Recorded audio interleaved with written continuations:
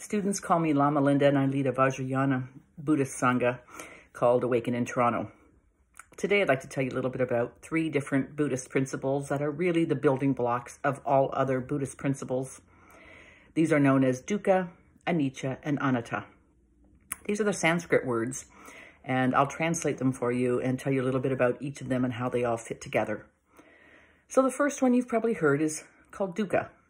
And the most common way that we translate dukkha is suffering.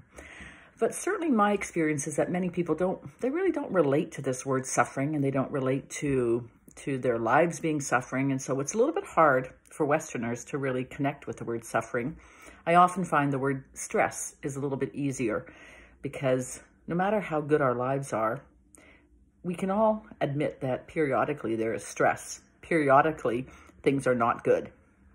Another word that people relate to a bit better than dukkha and suffering is dissatisfactoriness, in the sense that whatever you're working on or doing and enjoying, it's just like not quite enough. And no matter what's going on in your life, it's somehow disappointing, lets you down. It's not satisfactory. It's good for a moment, and then, well, it's not so good. And this is a universal, no matter who you are, no matter, where you live or how much money you make or what your relationship status is or your work, just something's not quite right. It's not good. And this is true even if you have a good life. And part of this is because, well, at the end of the day, nothing is really 100% good. That's just not how things work. They're a little bit good, and then, well, somehow this is just not quite right. And we can have happiness in something and something we really like, and then there's sadness in it as well. And so there's, in some ways, this dukkha is a good thing because it helps give motivation to stay on the spiritual path. And if there wasn't suffering, you might just walk away, change your mind, decide to go see some entertainment, some form of distraction, but you might do something other than stay on the spiritual path if there wasn't suffering. So it's not actually a bad thing.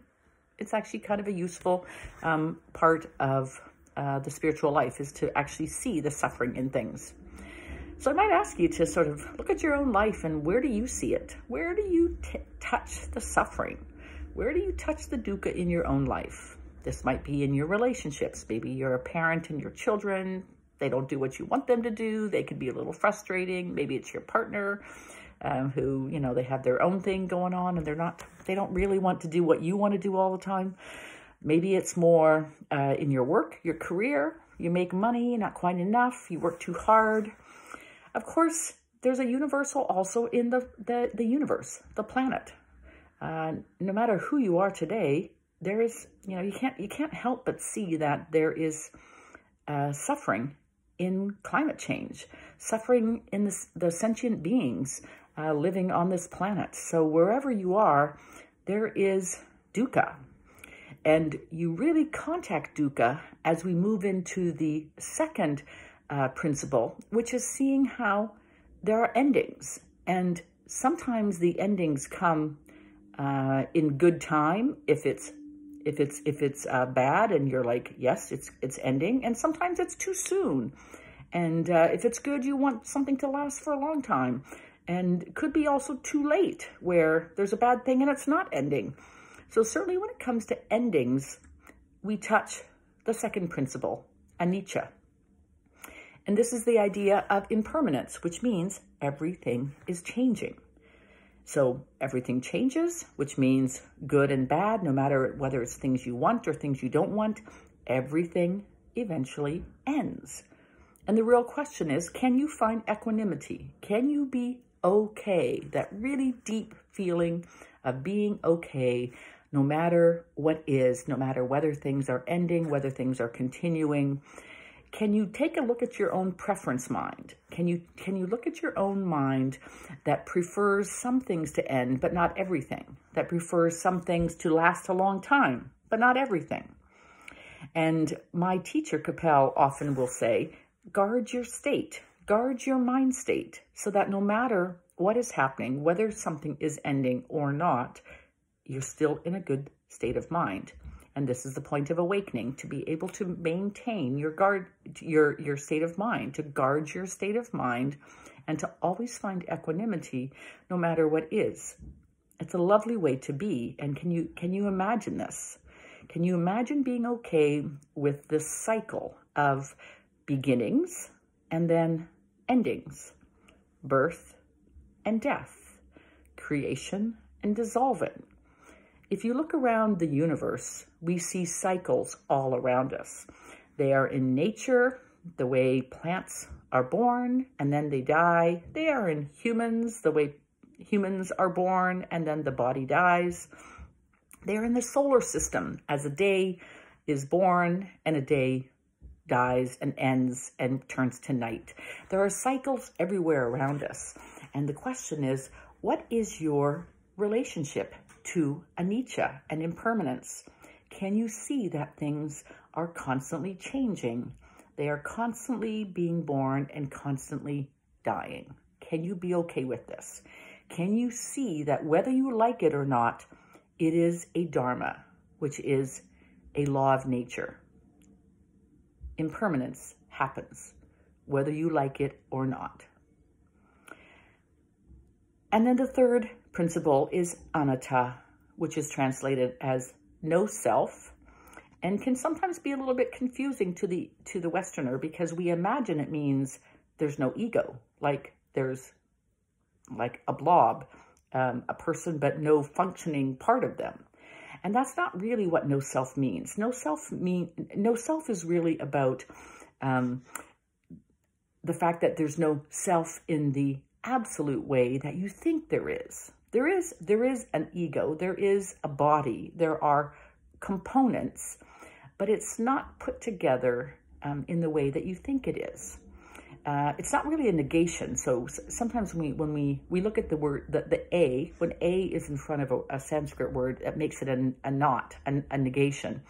And so it's not exactly a no self, but it's more about not a self in the way that you think it is.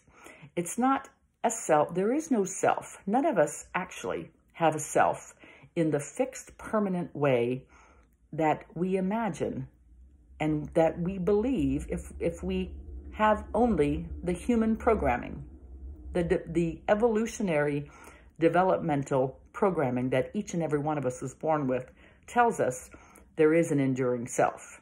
Even though the cells change every 7 years, as we've all been told for many years, our cells change.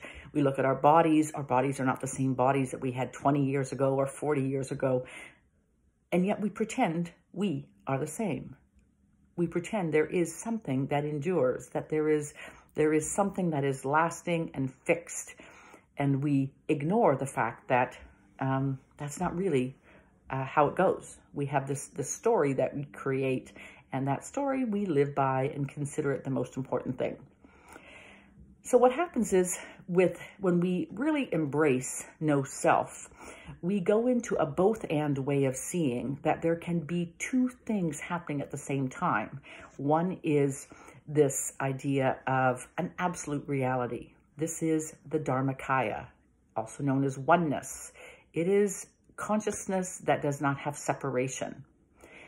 And yet, at the exact same time, there is also relative reality. And relative reality is seeing that there are some arbitrary individual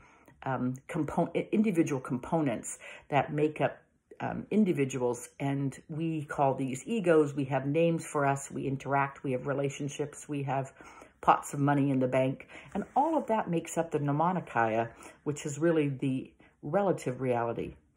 And both of these are in existence at the exact same time.